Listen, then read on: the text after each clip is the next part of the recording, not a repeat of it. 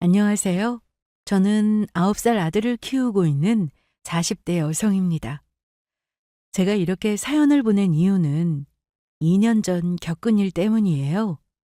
저는 아들이 9살이 되던 해에 아주 신기한 일을 경험했습니다. 여러분들은 꿈을 믿으시나요? 저는 평소 귀신을 믿지 않고 꿈도 무의식이 만들어낸 허상이라 믿는 사람입니다. 그런데 몇 달 전에 제 아들이 남편 꿈을 꾸고 나서 제 인생이 달라지게 됐어요. 처음에는 그냥 꿈일 거라고 생각하고 넘겼는데 그게 아니더라고요. 죽은 남편이 꿈에 나타나 아들을 통해서 제게 경고를 해줬습니다. 그 덕에 큰 피해를 막을 수 있었어요. 만약 남편이 꿈에서 알려주지 않았더라면 저는 지금쯤 길거리에 나앉은 거지꼴과 다름없을 겁니다. 그 생각을 하니 어찌나 다행인지 몰라요. 가슴을 쓸어내리며 하늘에 있는 남편에게 고마운 마음을 전하고 싶습니다. 죽은 남편의 영정사진을 끌어안고 한참을 엉엉 울었어요. 죽어서도 저와 아들을 지켜보며 걱정해주고 있으니 고맙고 또 고마울 따름이었습니다. 이제는 남편이 저희 걱정하지 않게 아주 잘 살고 있어요. 그럼 제게 무슨 일이 있었는지 여러분들께 알려드리도록 하겠습니다. 제 이야기 시작할게요. 남편과 저는 지인의 소개로 만나 결혼했고 서로를 쏙 빼닮은 건강한 아들을 낳았습니다. 그리고 아들이 4살 되던 해에 남편은 불의의 사고로 저희 곁을 떠났어요. 시간이 꽤 지났지만 아직도 그때를 생각하면 마음이 미어집니다. 사랑하는 사람을 잃은 고통이란 끝도 없는 것 같아요. 언제쯤 묻어나게 괜찮아질까요? 아무리 시간이 흘러도 죽은 남편을 생각하면 변함없이 마음 한쪽이 저려옵니다. 그날은 눈을 뜬 순간부터 모든 게 잊히질 않아요. 사람이 다른 행동을 하면 죽을 때가 됐다고 하잖아요.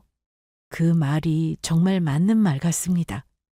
남편은 평소 안 하던 행동을 했거든요.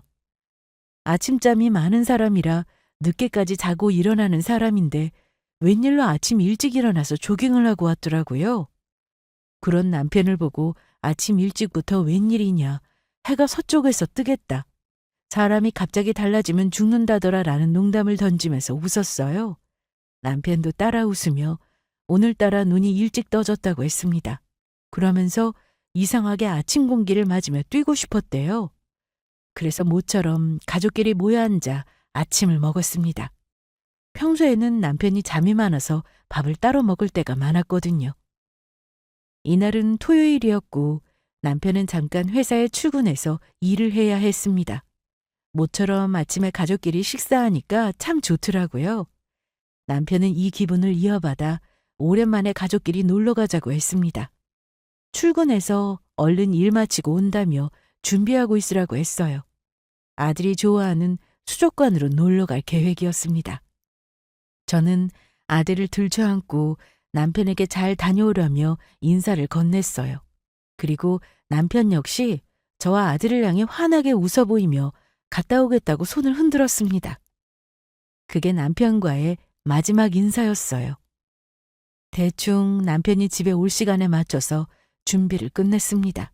그리고 남편이 어디쯤 왔나 싶어서 전화를 걸었더니 받질 않더라고요. 그리고 10분쯤 남편에게 전화가 왔는데 낯선 사람의 목소리가 들렸습니다.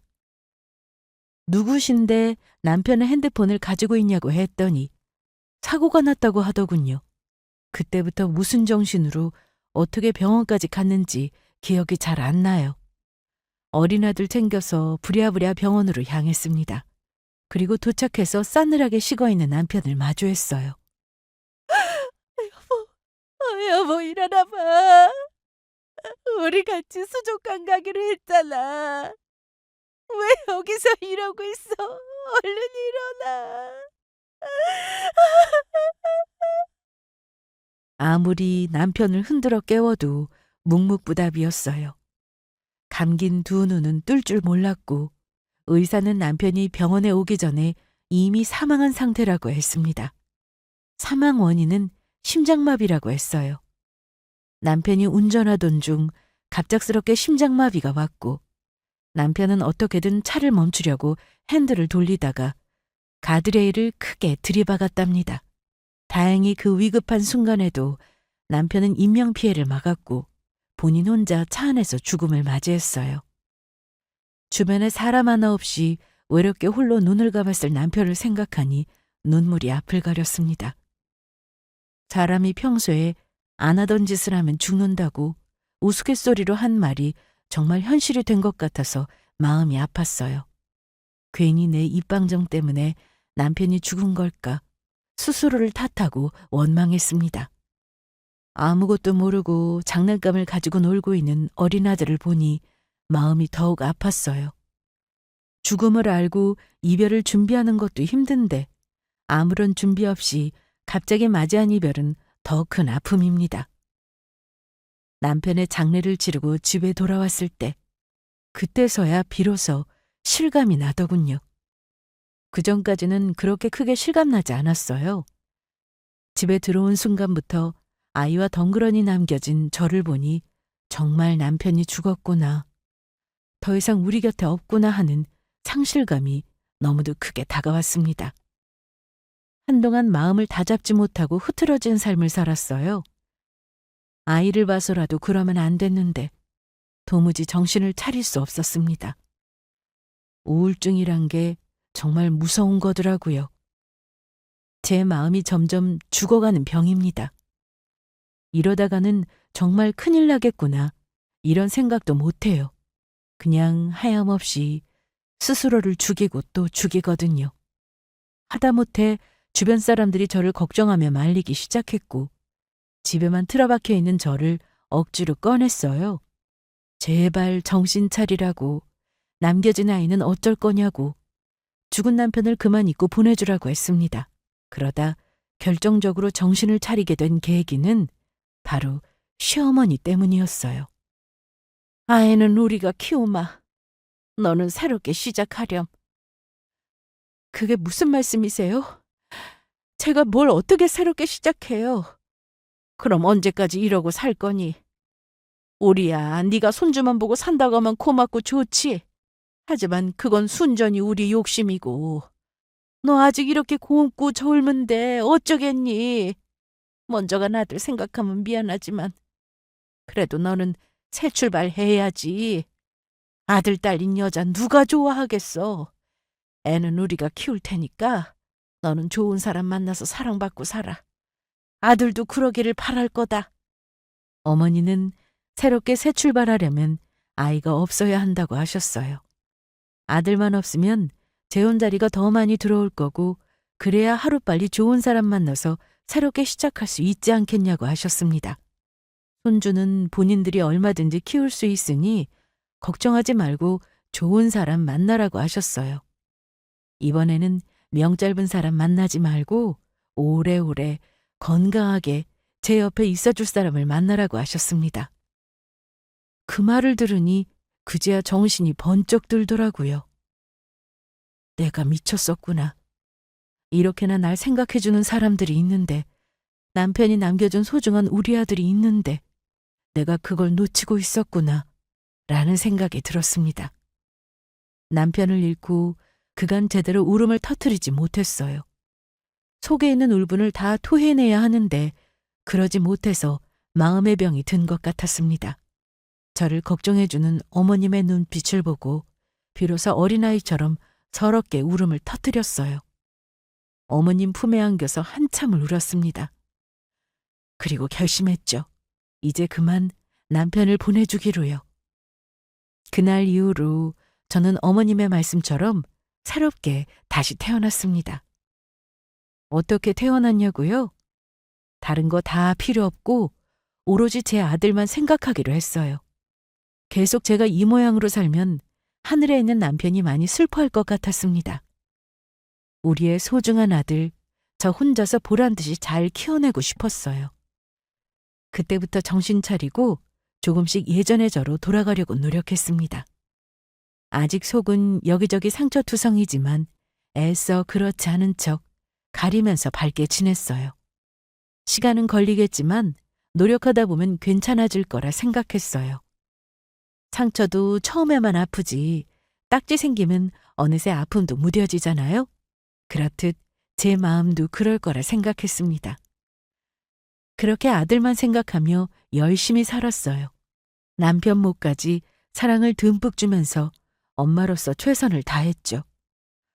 이걸 다행이라고 해야 할지 모르겠지만 남편이 죽고 나서 제 앞으로 보험금이 꽤 많이 나왔습니다. 그래도 그 덕에 홀로 아들 키우는데 문제는 없을 것 같더라고요. 남편이 남겨준 목숨값은 나중에 아들을 위해 쓸 생각이었어요. 대학 등록금이나 결혼자금으로 보태주고 싶었죠. 은행에 잘 묶어두고 제가 번 돈으로 우리 모자는 나름대로 잘 지냈습니다. 그렇게 5년이 흐르고 저는 한 사람을 만나게 됐어요. 그러지 말고 엄마 소원이야. 제발 한 번만 만나봐, 응? 글쎄 나는 재혼 생각 없다니까 대체 몇 번을 말해. 알았으니까 그냥 한 번만 만나보라니까. 재혼할 마음도 없는데 뭐하러 만나. 엄마 이럴 때마다 나 너무 힘들어. 걱정하는 건 알겠는데 나 지금 충분히 행복해.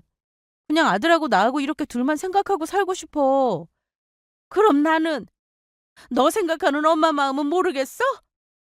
아직 내 새끼는 이렇게 창창한데 젊은 나이에 남편 사랑 못 받고 혼자 애 키우고 사는 꼴 볼 때마다 엄마 마음이 얼마나 미어질지 정말 모르겠어? 너도 자식 키워봐서 알 거 아니야. 엄마는 제가 좋은 사람 만나서 새롭게 다시 시작하기를 바라셨습니다. 그래요. 저도 자식 키우는 엄마니까 엄마의 마음을 충분히 이해해요.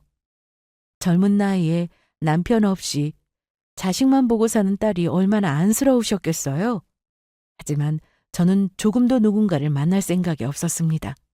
남편 말고 다른 남자를 생각해 본 적도 없고 그러고 싶지도 않았어요. 다시 새롭게 시작하는 것도 다 부질없다고 여겼고요. 하지만 엄마는 계속해서 저를 안타깝게 여기셨습니다. 제 옆에 누가 있어야 나중에 마음 편히 눈을 감지 않겠냐고 하면서 제발 남자 좀 만나보라고 설득했어요. 여기저기 괜찮은 재혼 자리를 구해오셨습니다.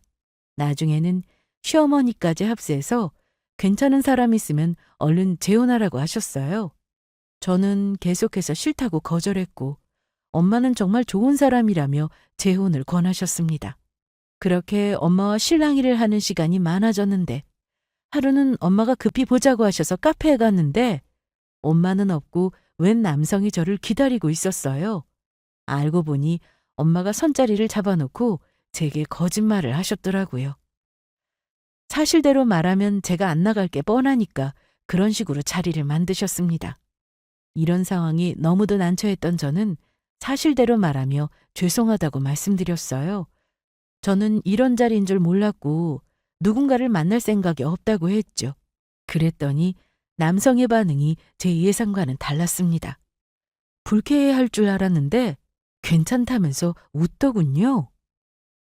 남성은 오히려 잘 됐다고 했습니다. 사실은 본인도 저와 같은 처지라고 했어요. 본인도 재혼할 마음이 없는데 부모님의 성화에 못 이겨 나왔다고 했죠. 그래서 대충 시간 때우다가 일어날까 고민했는데 그건 상대방에게 예의가 아닌 것 같아서 본인은 재혼할 생각이 없다며 사실대로 말할 생각이었다고 했습니다.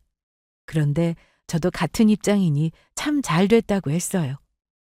이렇게 만난 것도 인연인데 차 마시며 이야기나 하자고 했습니다. 이런저런 이야기를 해보니 저와 비슷한 구석이 많더라고요. 이 사람도 사별의 아픔이 있는 사람이고 저랑 다른 게 있다면 아이가 없다는 거였습니다.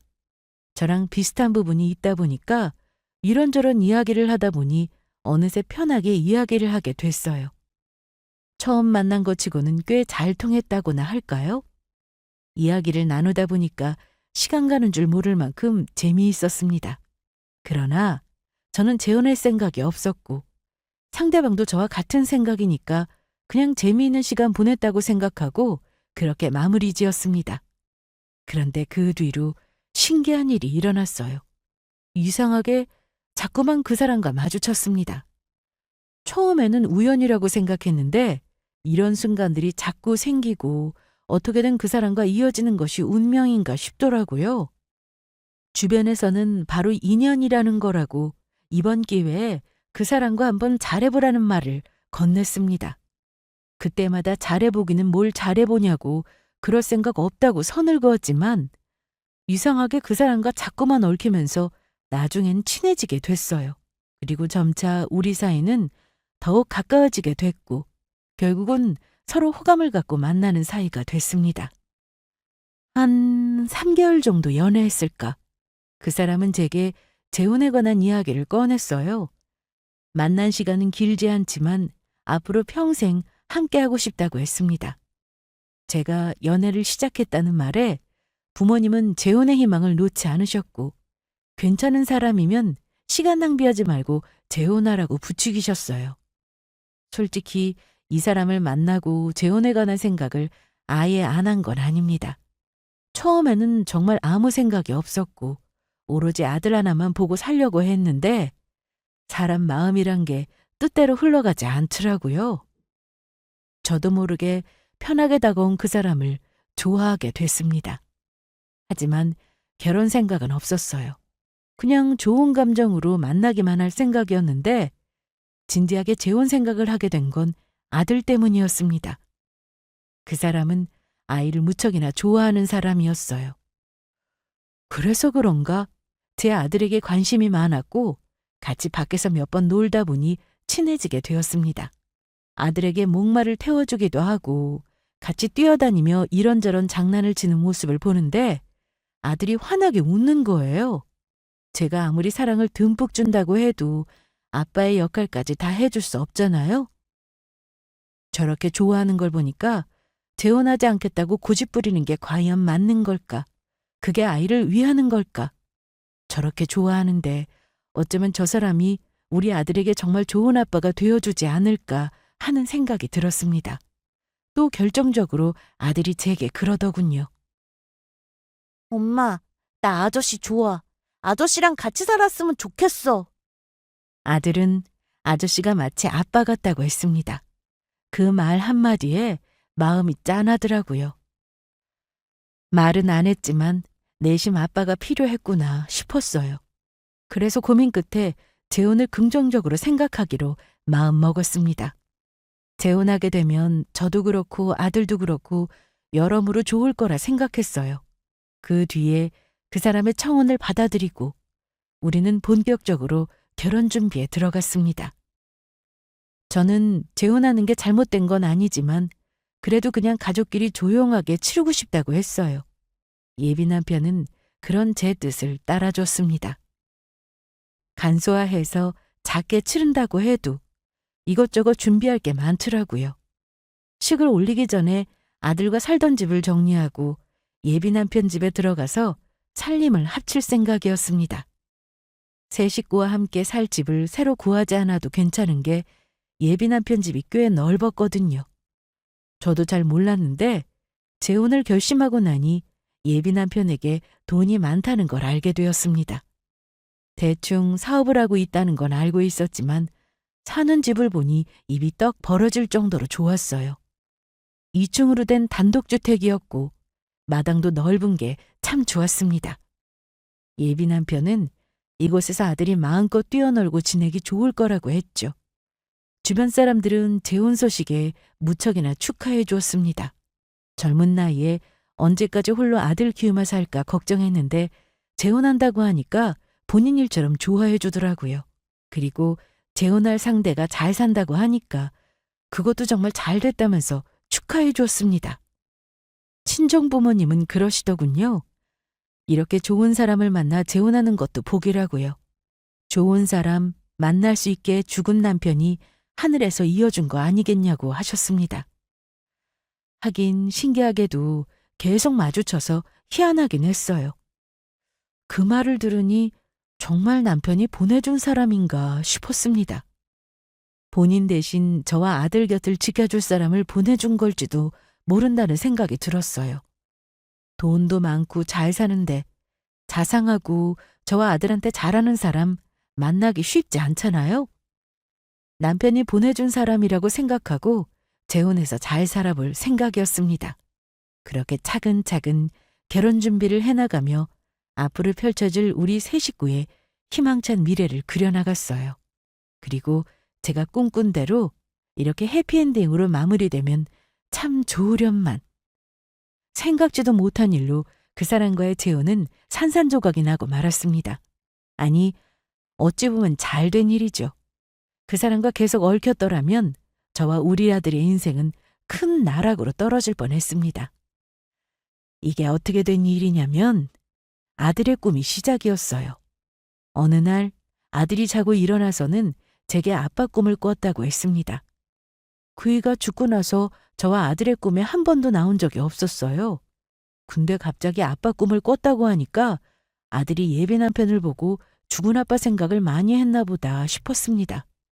그런데 아들은 계속해서 죽은 아빠가 꿈에 나왔다고 했어요. 그 다음 날도 또 다음 날도요.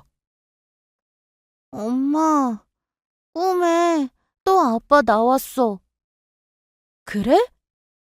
우리 아들 요즘 아빠 꿈 많이 꾸네. 아빠가 많이 보고 싶었구나.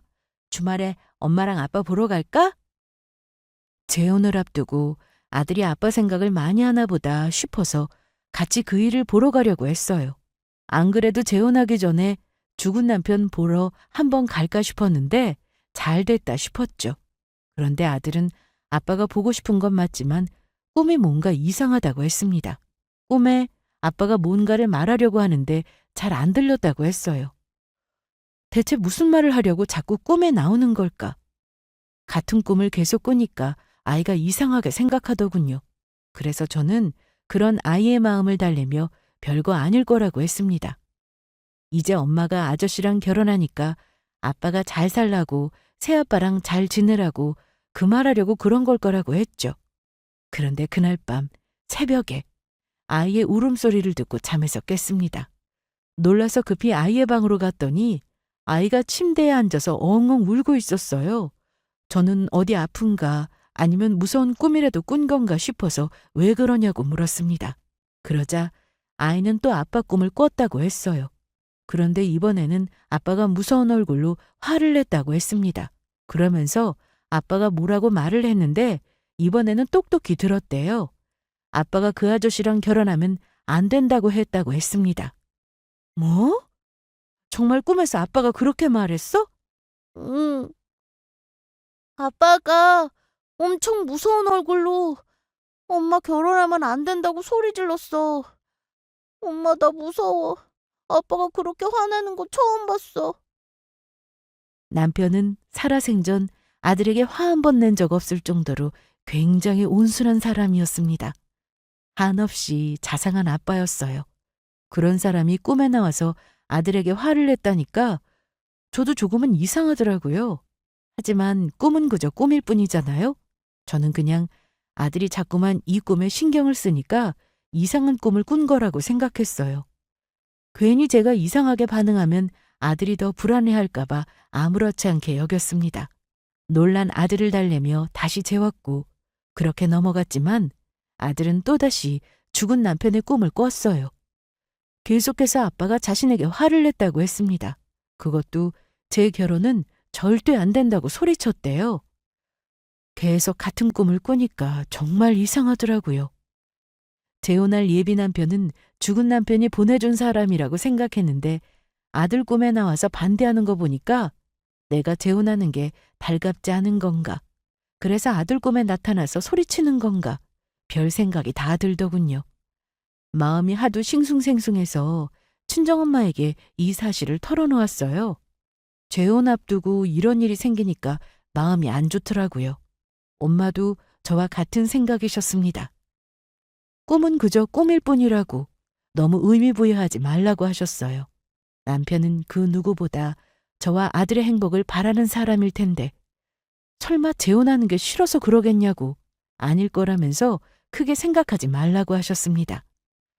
같은 꿈이 반복되는 게 조금 이상하기는 하지만 그래도 그냥 꿈이지 않냐고 하셨죠. 제게 좋은 사람을 보내주었지만 막상 재혼 앞두고 보니까 마음이 서글퍼서 그런가 보다고 절에 가서 대신 남편의 마음을 달래주고 와야겠다고 하셨습니다. 그리고 며칠 후 엄마는 깜짝 놀란 얼굴로 저를 찾아와서는 아무래도 꿈이 심상치 않다는 말을 꺼내셨어요. 엄마는 젊은 시절부터 오랫동안 절을 다니셨고 그곳에 돌아가신 할머니 할아버지를 위해 매년 공양과 정성 가득한 기도를 올리셨죠. 그러다 제 이야기를 듣고 죽은 사이가 안 됐다고 생각하셨는지 기도를 올리러 절에 방문하셨대요. 그리고 어쩌다 보니 그곳에 계신 큰 스님께 저희 아들이 꾼 꿈 이야기를 하셨답니다. 이야기를 들은 스님은 아무래도 뭔가를 알려주려고 경고차 꿈에 나타나는 것 같다고 하셨대요. 그러면서 재혼할 상대가 정말 괜찮은 사람인지 물으셨답니다. 엄마는 당연히 괜찮은 사람이다. 돈도 많고 능력도 있고 거기다 우리 딸하고 손자한테 참 잘한다고 하셨죠. 하지만 스님은 그게 다가 아닐 수도 있다면서 돌다리도 두들겨보고 건너랬다고 정말 괜찮은 사람인지 확실하게 한번 알아보라고 하셨답니다.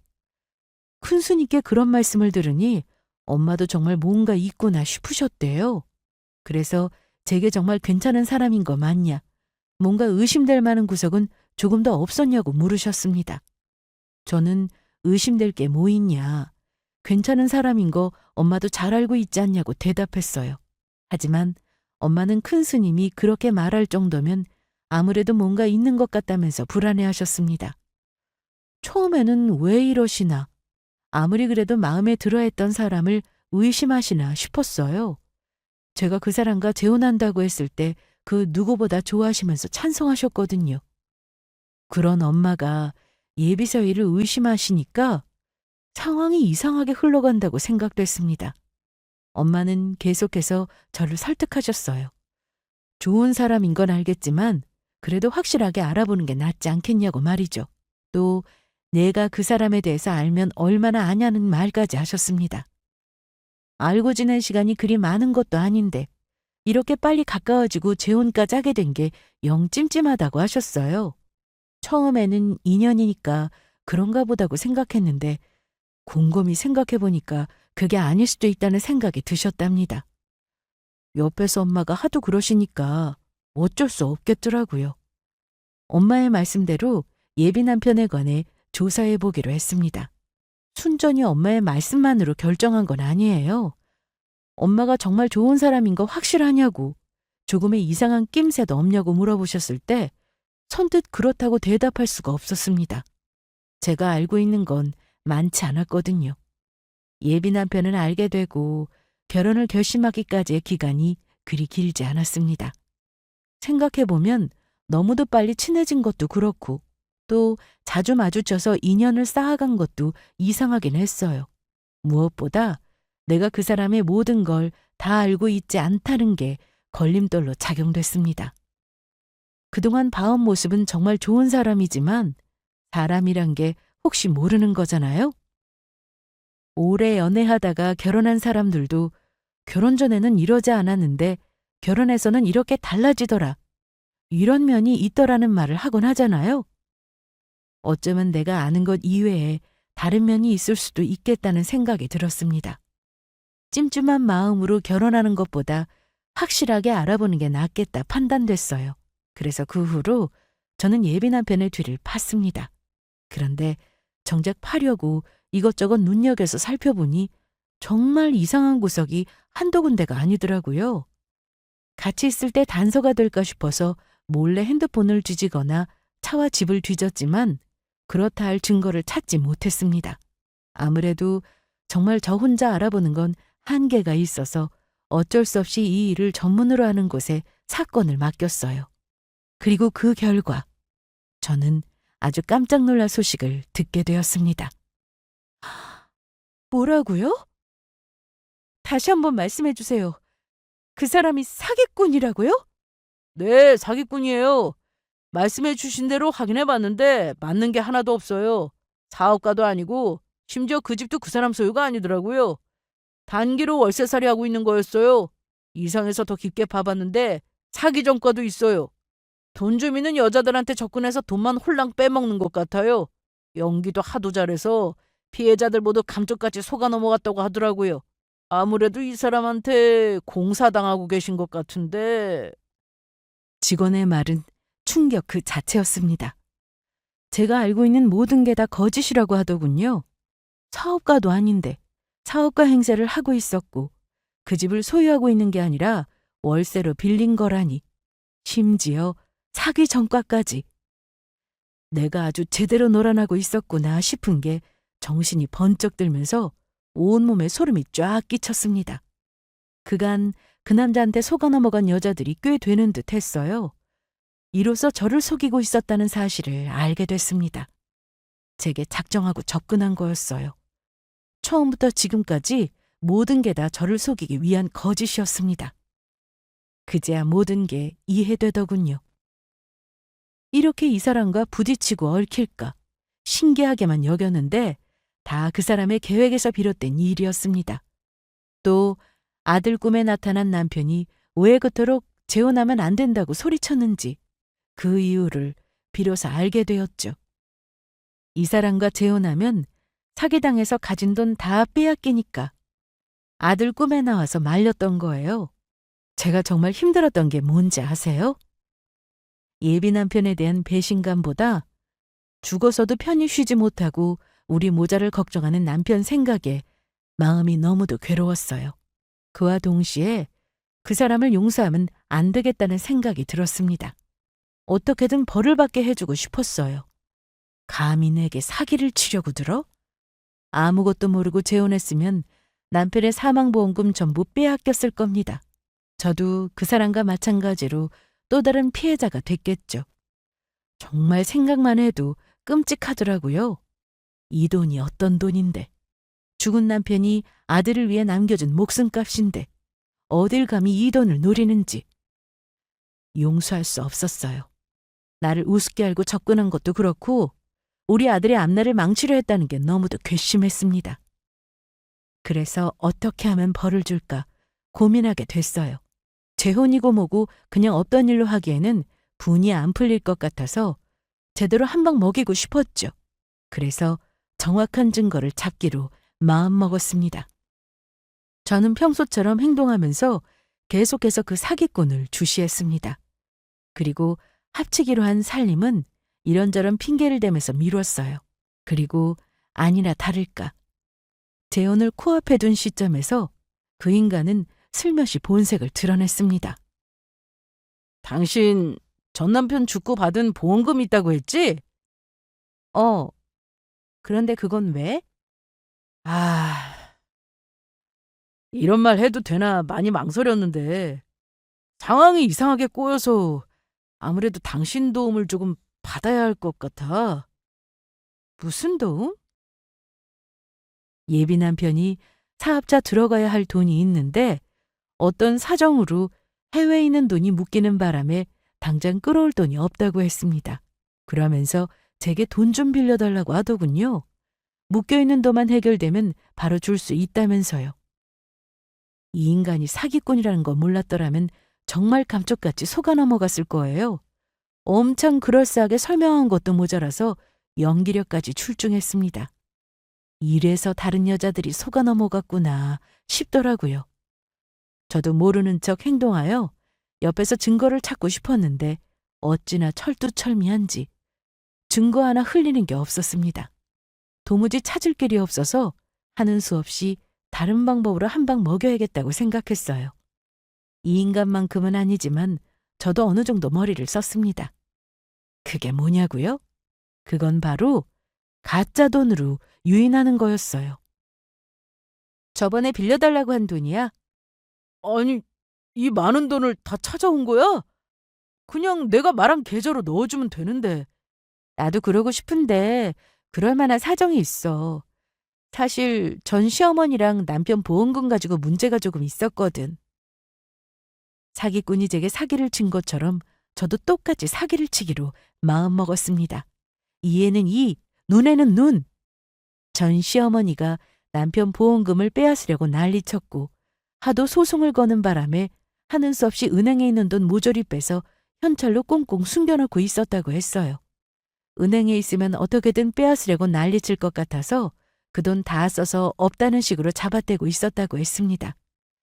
자세히 설명하기에는 복잡하고 아무튼 전 시모 사이에 돈 문제로 시끄러운 일이 있어서 하는 수 없이 이렇게 현찰로 줄 수밖에 없다고 했어요. 가짜 돈이 빼곡하게 든 가방에 겉에만 진짜 돈을 조금 넣어서 사기꾼에게 건네줬습니다. 혹시라도 가짜 돈인 거 눈치챌까 봐서요. 그 가방을 주면서 못 믿고 의심하면 어쩌나. 계획이 탄로날까 봐 살짝 조마조마했지만 다행히 잘 넘어갔습니다. 이 인간이 속아 넘어갈 수 있게끔 저도 나름대로 준비를 철저하게 했거든요. 가짜로 전 시어머니랑 통화하면서 돈 문제로 실랑이 하는 척 연기까지 떨었습니다. 그래서 그런가 별다른 문제 없이 그런가 보다 하고 속아 넘어갔습니다. 그렇게 연기한 보람이 있더라고요. 여기서 핵심은 가방에 돈만 들어있는 게 아니었어요. 가방 아래에는 핸드폰을 하나 숨겨서 넣어놨습니다. 제 핸드폰이랑 연결해서 위치 추적이 가능하게요. 그렇게 제가 돈을 주고 난 뒤 그날 밤 그 인간은 계획대로 움직였어요. 제게 돈을 받자마자 대충 짐을 챙겨서 도망가려고 했습니다. 하지만 그래봤자 제 손바닥 아니죠. 어디로 도망가는지 이동 경로를 다 알 수 있었기 때문에 잡는 건 시간 문제였습니다. 자기가 아무리 도망가봤자 소용없는 짓이었죠. 그 인간이 제 돈을 들고 튀려고 하길래 저는 잽싸게 경찰에 신고했고 제가 알려주는 위치로 함께 출동했습니다. 그리고 그 인간을 잡을 수 있었어요. 어디 가나 봐? 내 돈 들고 어디 가려고? 뭐야? 네가 여기를 어떻게... 어떻게는 무슨... 내 돈 들고 튀려고 하길래 잡으러 왔다 왜? 감히 나한테 사기를 쳐? 도망가려다가 경찰과 함께 막아선 제 얼굴을 보자 사기꾼은 귀신이라도 본 듯 깜짝 놀라며 여길 어떻게 알고 왔냐고 하더군요. 그래서 저는 그 인간 손에 들린 가방을 빼앗아 그 안에 있던 핸드폰을 꺼내서 보여줬습니다. 이걸로 네가 도망치는 거 실시간으로 지켜보고 있었어. 근데 너 그거 아니? 이 가방에 있는 돈 진짜 돈 아니란 거. 가방에 뭐가 있는 줄도 모르고 잘도 도망치더라? 뭐? 말도 안 돼. 다 확인했는데 진짜 돈이었는데. 당연하지. 네가 눈치챌까 봐 위에는 진짜 돈으로 덮어놨거든. 사기꾼은 제 말에 부르르 떨면서 분노했습니다. 본인을 속인 거냐면서 난리치길래 네가 먼저 나를 속이려 하지 않았냐. 네가 나한테 한 것처럼 나도 똑같이 장단 맞춰준 것뿐이다. 그러니 되지도 않은 억울한 표정은 집어치우라고 했습니다. 그러면서 그동안 네 정체를 다 알고 있었고 모르는 척 속아 넘어가 준 거라고 했어요. 처음에는 네 연기에 깜빡 속아 넘어갔지만 나중에 계획적으로 접근한 사기꾼이라는 걸 알게 됐고 이별의 아픔이 있는 여자들을 속여 많은 피해자를 만들었다는 사실에 분노했다고 했습니다. 그래서 똑같이 뒤통수 칠 마음을 먹었다고 했어요. 원래 계획은 사기치는 증거를 잡아서 경찰에 넘기는 거였는데 아무리 뒤져도 마땅한 증거가 안 나와서 답답해하고 있었다고 했습니다. 그러던 중 고맙게도 네가 돈 이야기를 먼저 꺼내줘서 옳다구나. 덕분에 일이 순조롭게 풀렸다고 했죠. 심지어 재혼 전에 이렇게 마무리 지을 수 있게 해줘서 고맙기까지 하다고 했습니다. 그러자 참 웃기더군요. 방귀 낀 놈이 성낸다고. 자기가 저한테 한 짓은 생각 안 하고 되려 본인을 속였다면서 화를 냈습니다. 그러면서 언제부터 알고 있었냐고. 아니 대체 어떻게 한 거냐고. 그간 사기치면서 이렇게 빨리 걸린 적은 없었다면서 궁금해하길래 사실대로 말해줬습니다. 죽은 남편이 다 알려줬다고 말이죠. 그랬더니 지금 본인 가지고 장난하냐면서 화를 냈어요. 장난 아닌데? 정말 죽은 남편이 알려줬어. 꿈에 나와서 너랑 절대로 재혼하면 안 된다고 화를 냈거든. 뭔가 심상치 않다 싶어서 알아봤더니 다 거짓이더라. 사업가도 아니고 그 집도 네 게 아니었어. 감히 날 속여? 이렇게 뒤통수 맞으니까 분해 죽겠지? 근데 그거 알아? 네가 사기친 피해자들은 이것보다 더한 분노를 느꼈을 거야. 나도 마찬가지고. 그러니까 혹여라도 억울해할 생각하지 마. 이번에는 감옥에 꽤 오래 있을 테니까. 그러니까 이곳에서 너로 인해 상처받은 사람들에게 사죄하면서 지내. 사기꾼은 아무래도 동종전과가 있다 보니까 가중처벌될 확률이 높았습니다. 형사님 말로는 이번에는 꽤 오래 들어가 있을 거라고 했어요. 그렇게 사기꾼은 죄의 심판을 받게 됐고 저는 남편의 목숨값을 지킬 수 있었습니다.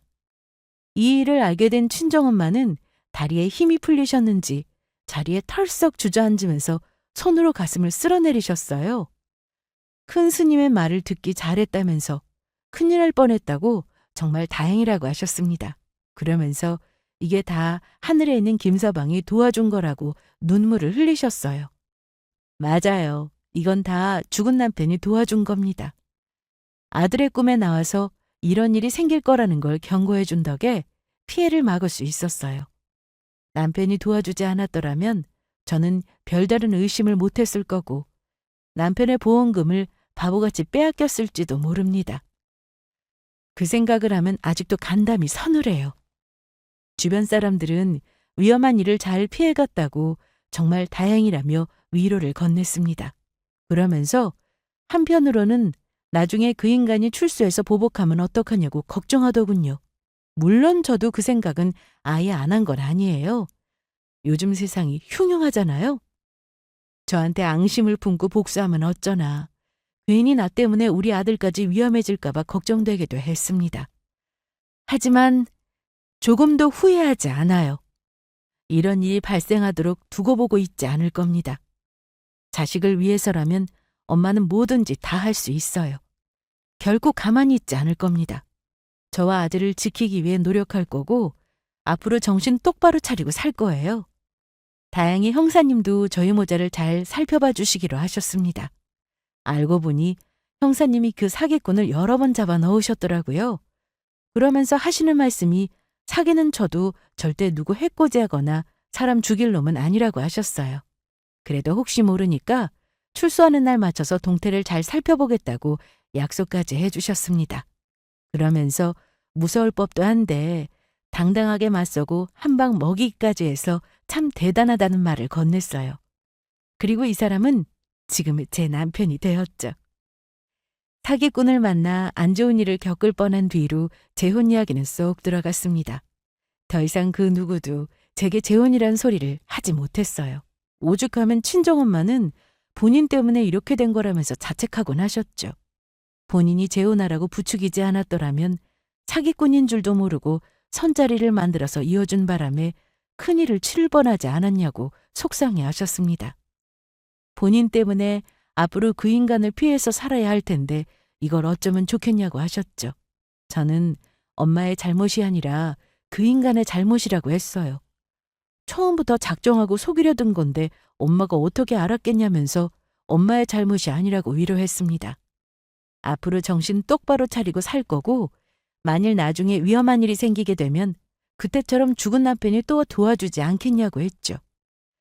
그날 후로 정말 아들만 생각하면서 살았고 제 인생에 더 이상 남자는 없다고 여겼어요.